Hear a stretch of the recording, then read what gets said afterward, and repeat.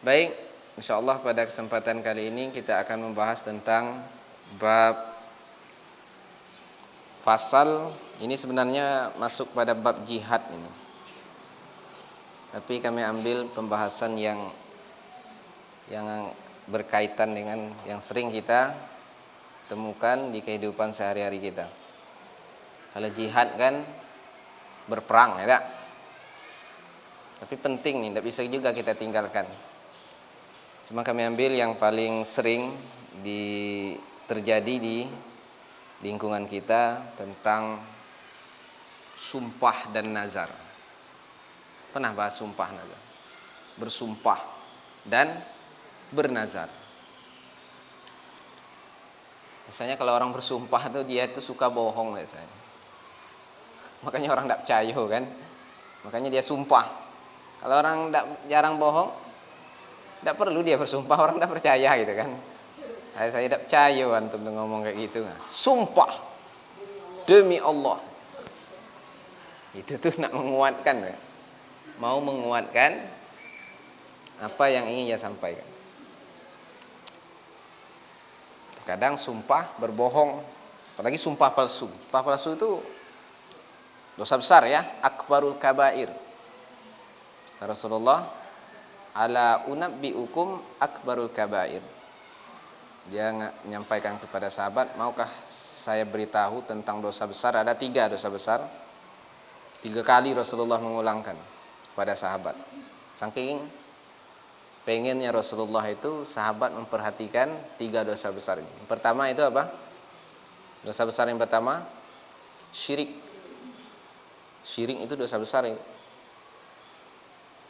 Atau menyamakan kedudukan Allah dengan sesuatu. Itu namanya syirik. Datang ke dukun itu syirik. Menyamakan Allah dengan sesuatu. Itulah yang terjadi dengan orang-orang kafir Quraisy itu. Dia percaya dengan Allah. Dia tahu bahwa Ka'bah itu digunakan oleh orang untuk berhaji dan bertawaf, tapi dia bangunnya juga patung di situ. Dan dia menyamakan kekuatan Allah dengan makhluk, itu juga syirik. Dan syirik ini sering kali terjadi. Pakai jimat, ya kan? Tapi kalau jimat untuk anak kecil, tapi di dalamnya itu tulisan Al-Quran, nah yes, boleh. Tapi kalau tulisannya huruf-huruf itu yang enggak kita kenal, huruf 1, 1, 2, 3 tulis kalung, nggak boleh. Tapi kalau memang ayat Al-Quran boleh, karena mengambil berkah dari Al-Quran itu sah-sah saja di mana saja. Itu syirik. Mempercayai sesuatu yang tidak. Ini bisa syirik juga. Telapak tangan antum itu M misalnya. Miskin. Ya kan? Ini bisa tuh. Kadang kita di dusun-dusun dulu. Antum kaya. Ini orang kaya ini. Kalau K kaya, kalau M miskin gitu. Percaya yang ini telapak tangan ini. Tidak semangat lagi dia kerja. Untuk apa saya kerja? Inilah tadi. Nanti buat miskin di sini. Yang kedua itu uququl walidain. Dosa besar itu durhaka kepada kedua orang tua. Yang ketiga kesaksian palsu atau sumpah palsu. Dan kesaksian palsu ini seringkali terjadi. Ini orang kaya biasanya bisa dia bayar. Ini luar biasanya kesaksian palsu. Dan menindas orang-orang yang benar itu bisa ditindas sama kesaksian palsu itu. Datang pengadilan biasanya bawa saksi, dibayar saksi itu untuk bersaksi palsu. Dan pengadilan Islam sesuai dengan apa yang disampaikan oleh saksi. Bisa saja dia menang. Makanya di zaman Ali bin Abi Thalib itu pernah kalah di pengadilan. Padahal dia presiden. Dibawa pengadilan, orang-orang kafir dia berani bersumpah bahwa dia tidak melakukan itu misalkan. Padahal ada sesuatu yang belum dibayar. Ali bin Abi Thalib baju perang kalau nggak salah. Ali bin Abi Thalib sudah membayar, disampaikan bahwa dia belum membayar. Bawa pengadilan, dia berani bersumpah karena dia beragama Nasrani.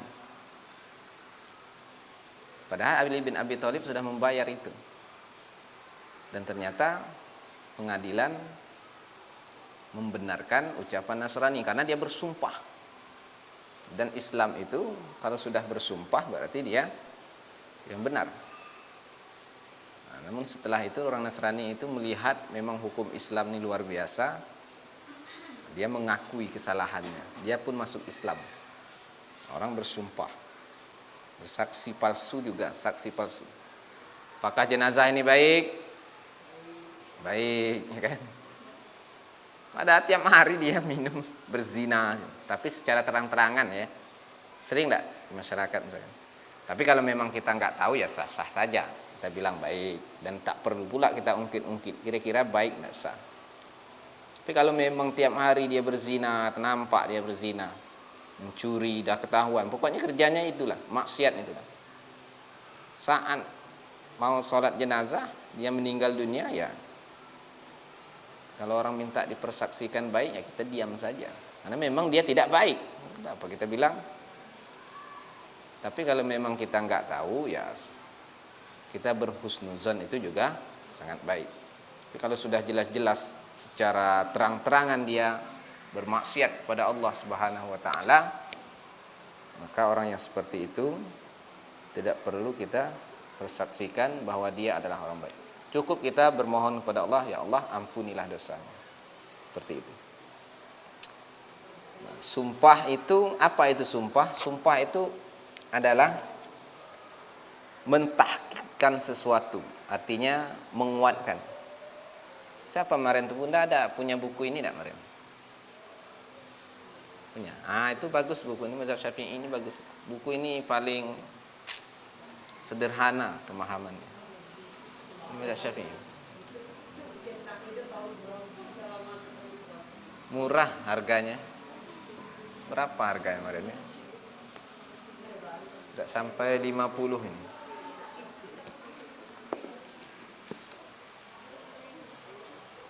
Fikih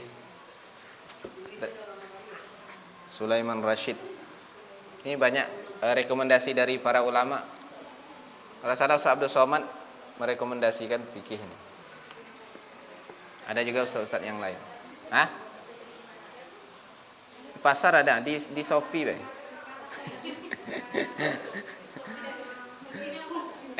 Shopee apa namanya? Di TikTok sekarang nih orang beli. Ini di pasar masjid. Ya. Ini baca buku ini lengkap ini. Bunda bisa baca-baca di rumah. Tahun 60-an ya? Nah, tapi bagus ini. Ini mazhab Syafi'i dia.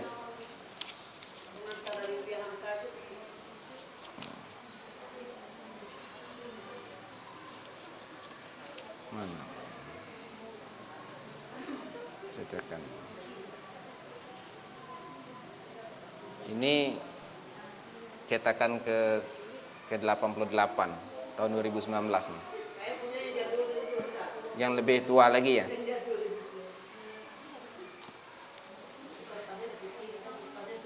Kuning. Beli buku ini Bunda. Ya. Saran saya beli buku ini. Ini bisa dibaca, enggak ada bahasa Arabnya. Kalaupun ada Arabnya ada terjemahan. Kalau yang Fathul Qorib itu ada juga, cuman agak lebih tinggi pembahasannya.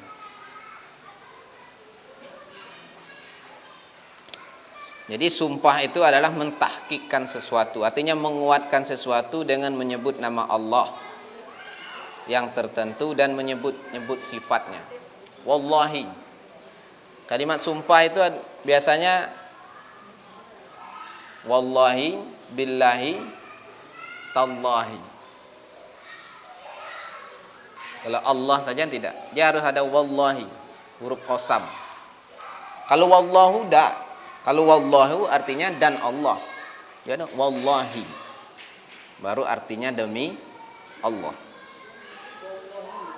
Kalau kita ini tidak pakai bahasa Arab, jemput aja demi Allah itu sudah sumpah. Karena maknanya dalam bahasa Arab ya wallahi, demi Allah. Tapi kalau dan Allah tidak. Demi Allah, wallahi, billahi, tallahi. Jadi menyebut nama Allah, nama-nama Allah, atau menyebut sifat-sifatnya. Demi keagungan Allah. Wah, itu kan sifat Allah kan? Demi Al-Qur'an. Al-Qur'an itu ini. Al-Qur'an makhluk atau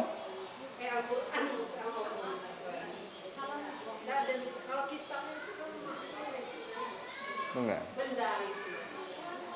Kalau masih menganggap Al-Quran makhluk berarti bermasalah akidah kita. Mu'tazilah, Ahlus Sunnah wal Jamaah, bahwa Al-Quran itu bukan makhluk, tapi itu kalam. Yang makhluknya itu ya mushafnya itu makhluk. Makhluk, mushafnya makhluk, atau tintanya itu juga makhluk. Tapi Al-Qur'annya itu bukan makhluk. Demi Al-Qur'an sah, tapi kalau demi lembaran Al-Qur'an berarti bersumpah dengan makhluknya enggak boleh.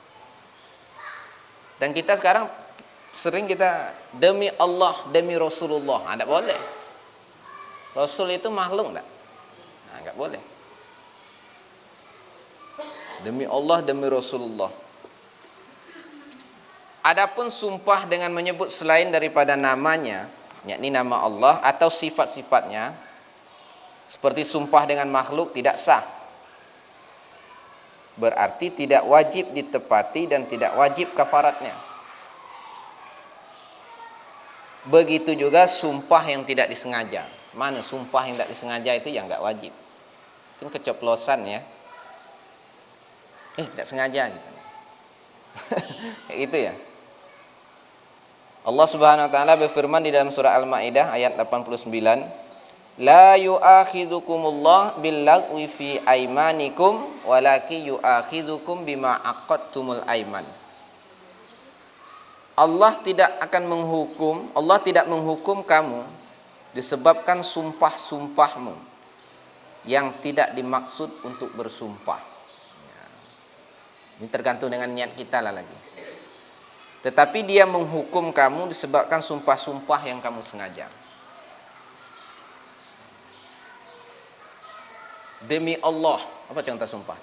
Saya akan berangkat ke pengajian, misalkan. Ngapain bersumpah berangkat pengajian? Demi Allah. Demi Allah saya tidak melakukan itu. Nah, itu. Kamu enggak yang melakukan itu. Demi Allah. Saking orang tidak percaya lagi dengan kita. Nah, makanya jangan sering bohong. Sumpah ini walaupun boleh, jangan sering-sering. Imam Syafi'i itu tidak pernah dia bersumpah. Walaupun Allah memang ada beberapa kali bersumpah di dalam Al-Quran. Itu menunjukkan bahwa itu amat sangat penting ya. Apa sumpah Allah dalam Al-Quran? Banyak. Wal fajri walayalin ash wadduha wal laili iza saja. Kemudian wal asri, ini yang paling sering kita dengar. Kalau Allah ingin menegaskan sesuatu dengan sumpah. Tapi bagi kita jangan sering-sering bersumpah. Kalau memang ada hal yang sangat membutuhkan kita untuk bersumpah, ya boleh kita bersumpah. Tapi dikit-dikit sumpah. Anak-anak tuh sering demi Allah. Coba kita sama anak-anak itu udah berapa kali disampaikan. Namanya anak-anak kan, perlu kita ingatkan terus. Mudah kan dia sumpah. Dia tidak tahu konsekuensinya apa. Sumpah itu kan ada konsekuensinya.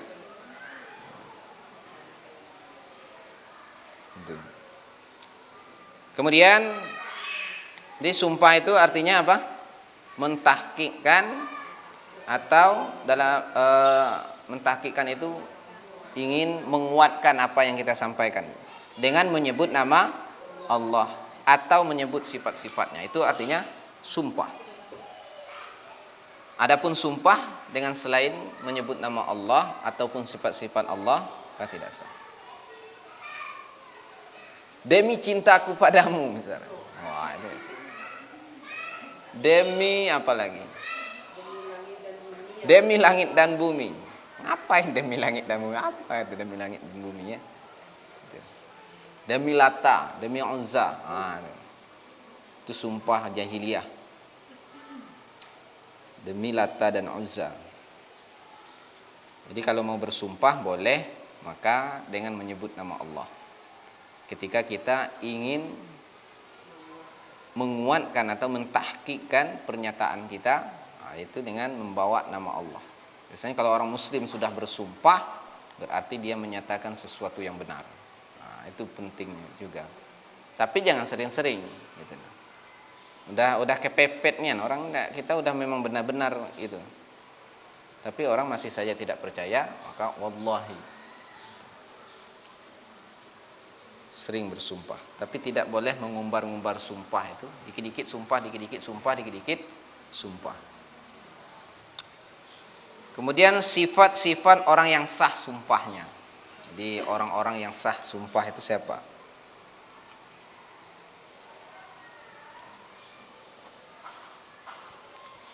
Yang pertama mukallaf, berakal dan telah balik. Berarti anak kecil sumpah enggak sah? Tidak. Datang anak kecil sumpah, ataupun orang gila enggak sah sumpah.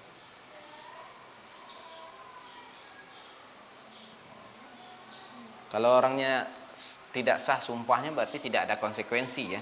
Datang anak kecil, susah ini siapa namanya? Anak bunda. Demi Allah bunda katanya. Enggak berlaku sumpahnya. Ya. Kemudian yang kedua kemauan sendiri. Orang yang dipaksa tidak sah sumpahnya.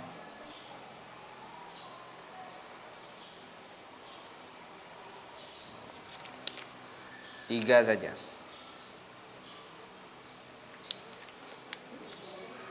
Kemudian yang ketiga sengaja.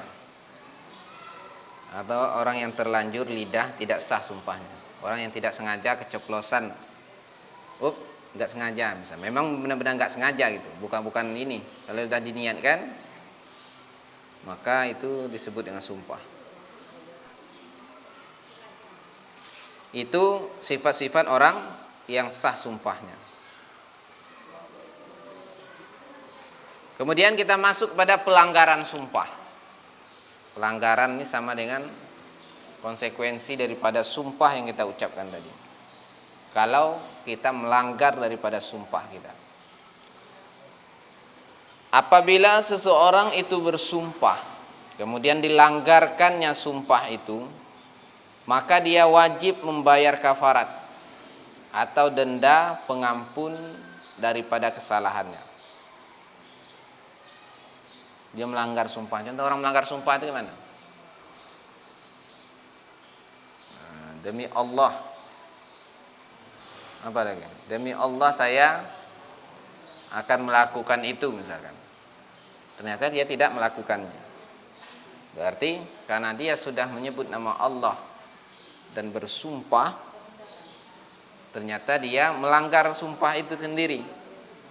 Maka dia wajib membayar kafarat. Makanya kalau kita lihat dari ini,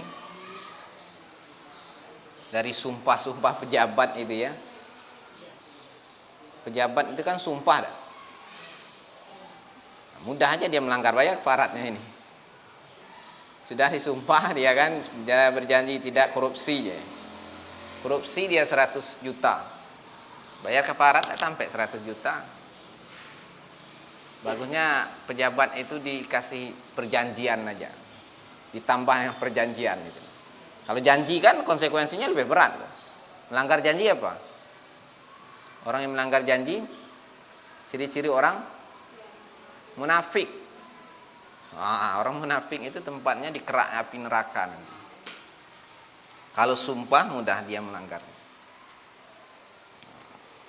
Yang pertama konsekuensinya itu ketika kita melanggar sumpah itu memberi makan 10 orang miskin dengan makanan yang sah buat zakat fitrah. Tiap-tiap seorang 1/4 takaran fitrah, kira-kira 3/4 liter. Berarti 1/4 daripada zakat fitrah.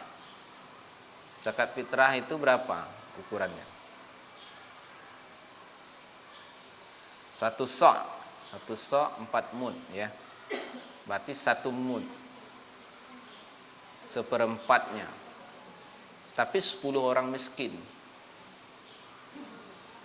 Kalau mau aman, 1 orang miskin tuh sampai kenyang lengkap semuanya. Sampai 10. Atau ya, ini keparatnya nih. Kalau di dalam Al-Qur'an itu fakaffaratuhu it'amu asyaratu masakin min ausati ma tut'imuna ahlikum au kiswatuhum au tahriru raqabatin falam yajid fasiyamu salasati ayyam.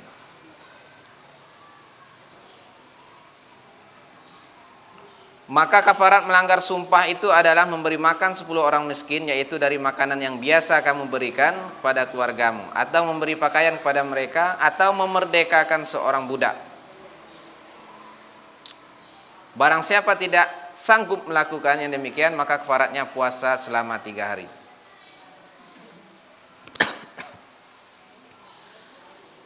Yang pertama tadi dijelaskan di dalam ayat ini kan, pelanggarannya itu yang pertama membayar memberi makan 10 orang miskin. Atau kalau enggak mampu ini kita memberikan pakaian kepada 10 orang miskin. Pakaian apa saja yang sesuai dengan keadaan mereka yang diberi. Dan pakaiannya ini tidak harus pakaian baru.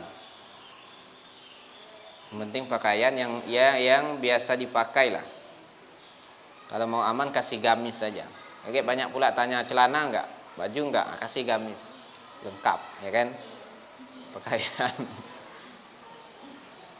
Gamis berapa harga gamis? Mau diuangkan saja ya, diuangkan aja dengan pakaian. Harga gamis berapa? Harga gamis para bunda hebat itu 500.000. Wah. 700. Hah? 700.000. Iya kan, mahal-mahal kadang. Ibu-ibu tuh pakaiannya mahal. Sandal aja. Kalau bapak-bapak tidak mahal pakaian. Berarti kasih duit. Kalau 10 orang kali 500, 5 juta. Ya, 10 orang kali 500 berapa? Betul ya, 5 juta. Nah, kasihlah 5 juta untuk beli pakaian 10 orang. Seperti itu. Itu modal kita untuk membayar kafarat tadi. Atau memerdekakan hamba saya. Ini sudah pasti tidak ada lagi sekarang. Kalau juga tidak mampu, puasa 3 hari. Gak mampu juga, bingung lah jadinya. Gak mampu juga ya, tanggunglah dosanya nanti kan. Maunya apa gitu, suruh ini gak mampu, ini gak mampu, padahal dia sudah melanggar. Puasa juga gak mampu, sudah ditanggung azab nanti dari Allah Subhanahu wa ta'ala. Dan mudah-mudahan kita bisa terhindar dari pelanggaran-pelanggaran ini dan kita tidak melakukannya. Nah, mudah-mudahan jarang-jarang lah bersumpah. Kalau memang kepepet ya sah-sah saja kita bersumpah. Itu konsekuensi daripada sumpah. Kalau kita melanggar sumpah kita, kalau dilanggar sumpahnya itu konsekuensinya ada 3 itu tadi. Memberi makan 10 orang miskin,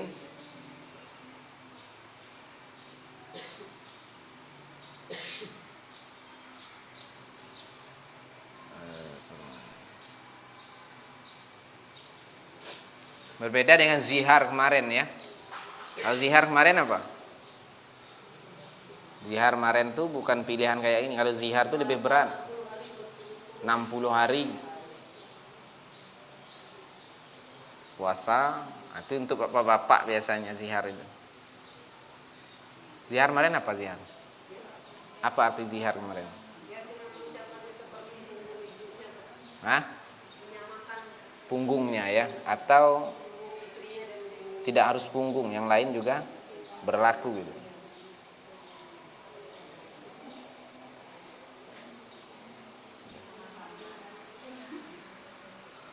Kemudian jadi kalau zihar kemarin itu lebih berat. Kalau kita puasanya harus berturut-turut mutatabi'ain. Berturut-turut. Udah 58 hari puasa, 50 hari puasa, batal, ulang lagi dari awal. Atau 59 hari besok nak lunas puasanya nih, batal. Ulang lagi dari satu. Dan itu harus kita urutkan. Beda dengan ini. Kalau ini kan kita milih mana yang cocok gitu. Di antara tiga ini. Kalau memang tidak mampu, ini baru berpuasa. Orang yang bersumpah tidak akan melakukan sesuatu, kemudian dia suruh orang lain melakukannya. Dia yang bersumpah tidak melanggar sumpahnya. Umpamanya dia berkata, demi Allah saya tidak akan menulis hari ini. Kemudian disuruhnya orang lain menulis untuk keperluannya. Tidak berarti dia melanggar sumpah. Maka ia tidak wajib membayar kafarat. Ada yang guru sini? Gak ada ya? Jadi guru, saya demi Allah saya tidak akan menulis, kata dia kan. Disuruh anaknya nulis. Tapi untuk keperluannya juga melanggar sumpah? Tidak. Seperti itu tidak. Begitu juga dengan orang yang bersumpah tidak akan mengerjakan dua macam pekerjaan, kemudian dikerjakannya salah satu dari kedua macam pekerjaan itu. Maka seseorang yang melanggar sumpah karena lupa, yang tadi itu satu ini ya, satu penjelasan. Saya tidak akan mengerjakan dua pekerjaan ini misalkan, dilakukan satu diantaranya, maka dia tidak melanggar. Karena dua pekerjaan dia sebutkan tadi. Kemudian dikerjakannya salah satu dari kedua macam pekerjaan itu. Seseorang yang melanggar sumpah karena lupa tidak juga berarti melanggar, karena dia lupa. Misalkan, dia kan, antum kan sumpah kemarin, saya lupa. Nah, berarti dia tidak dihukumi melanggar.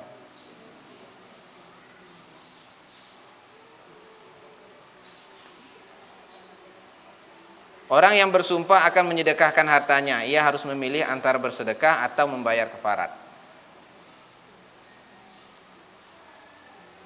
Orang yang bersumpah akan menyedekahkan hartanya. Demi Allah, saya akan menyedekahkan harta saya. Maka ia harus memilih antara bersedekah atau membayar kafarat. Bersedekah dia atau bayar kafarat tadi. Kafarat itu terkait dengan sumpah. Kemudian kita masuk pada nazar. Apa itu nazar? Nazar adalah janji tentang kebaikan yang asalnya tidak wajib menurut syarak, namun sesudah dinazarkan maka menjadi wajib.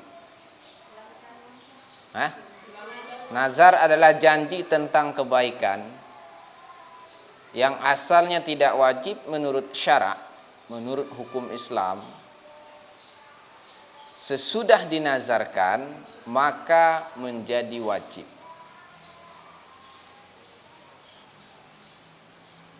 Kalau anak saya lulus P3K, ada yang anaknya ikut P3K, maka saya akan bernazar.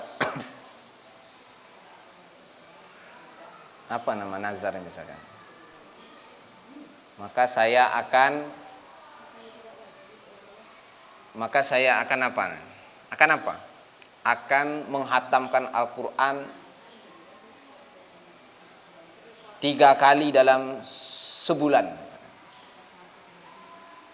Maka wajib.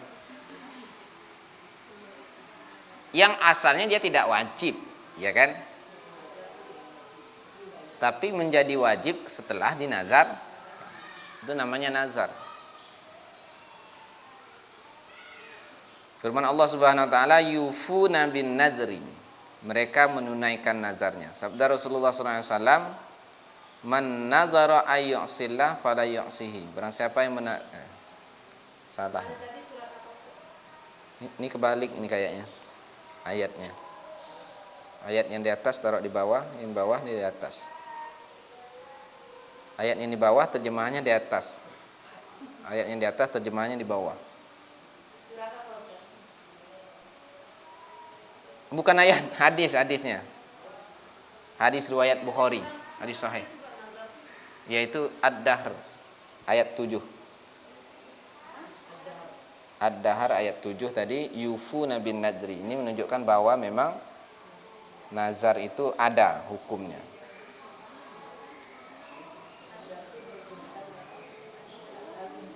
Yufuna bin nadri, Ad-Dahr ayat 7. Nah, ayatnya itu man nazara ayyuti Allah falyutihi. Barang siapa yang bernazar akan mentaati Allah, hendaklah dia kerjakan. Man nazara ayyuti Allah falyuti'hu. Barang siapa yang menazar akan mentaati Allah, maka hendaklah ia kerjakan. Man nazara ayyusillah fala yu'sihi. Barang siapa yang menazar akan mengerjakan maksiat, larangan Allah, janganlah ia kerjakan maksiat itu. Anak saya nanti lahir dengan selamat, cucu saya misalkan, maka saya akan maksiatnya itu apa? Saya akan dugem. Saya akan berjoget-joget di tengah ini, di tepi jalan itu. Pakai pakaian seksi. Nah, itu kan maksiat itu. Ya, contoh. Ini kan contoh. Nah, itu enggak boleh. Nazar itu enggak berlaku itu.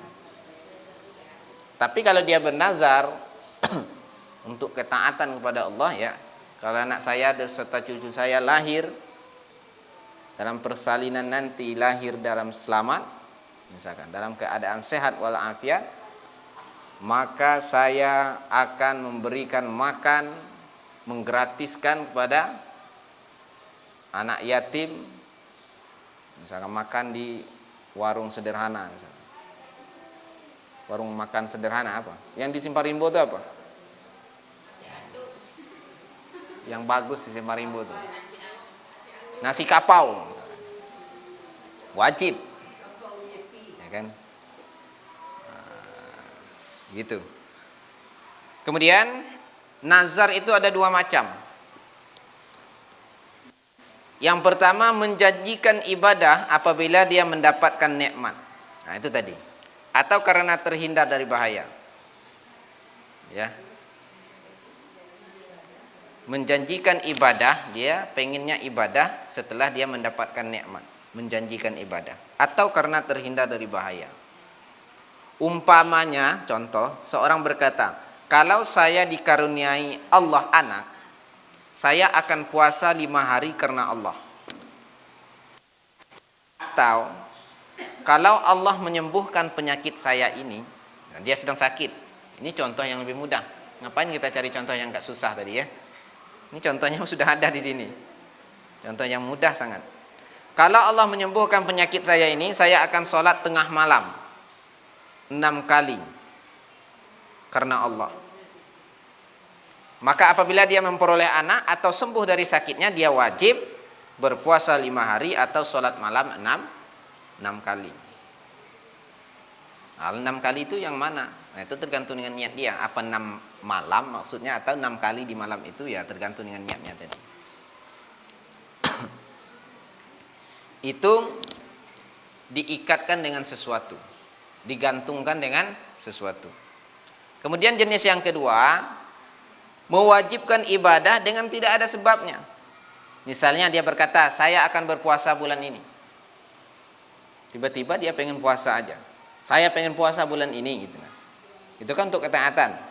Bulan ini saya akan berpuasa di bulan ini 3 hari berturut-turut karena Allah. Atau saya akan sholat 2 rakaat. Tanpa ada sebab tiba-tiba dia mengucapkan itu. Itu namanya nazar tanpa sebab. Nazar yang kedua ini, yang tanpa sebab ini, Menurut sebagian ulama wajib dikerjakan sebagaimana hukum nazar yang pertama. Itu pendapat inilah yang kuat dalam mazhab Syafi'i. Dalam mazhab Syafi'i ini pendapat inilah yang kuat. Jadi kalau kita tiba-tiba ngomong itu termasuk nazar, ini pendapat Imam Syafi'i dalam mazhab kita yang kita pakai. Nah, itu termasuk nazar dan sama konsekuensinya dengan nazar yang pertama tadi. Sebagian ulama berpendapat tidak sah. Ada ulama yang berpendapat tidak sah. Berarti tidak wajib ditepati. Nah, itu. Yang pertama tadi, memang kita gantungkan dengan sesuatu yang awalnya tidak wajib karena ada ucapan dari kita untuk mentaati Allah, maka itu wajib kita taati. Tapi yang kedua ini, dia tidak ada sebab apapun, tiba-tiba dia ingin melakukan sebuah ketaatan dan itu diucapkan. Ini syarat diucapkan. Kalau dalam hati saja ya tidak termasuk. Ini diucapkan sampai keluar dan terdengar oleh telinganya sendiri. Tidak perlu telinga orang lain, terdengar oleh telinganya sendiri saja. Maka yang kedua itu menurut mazhab Syafi'i itu sama dengan nazar yang pertama, berarti wajib kita taati.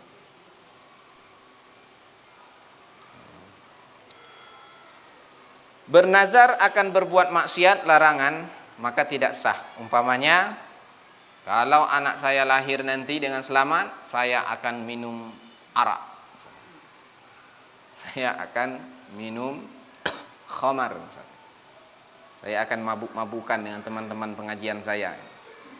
Saya ajak ke rumah, kasih minum arak. Apa ini? Ini air arak. Untuk apa? Untuk saya bernazar kemarin. Nah, maka nazar itu tidak sah. Jatumi hukumnya haram.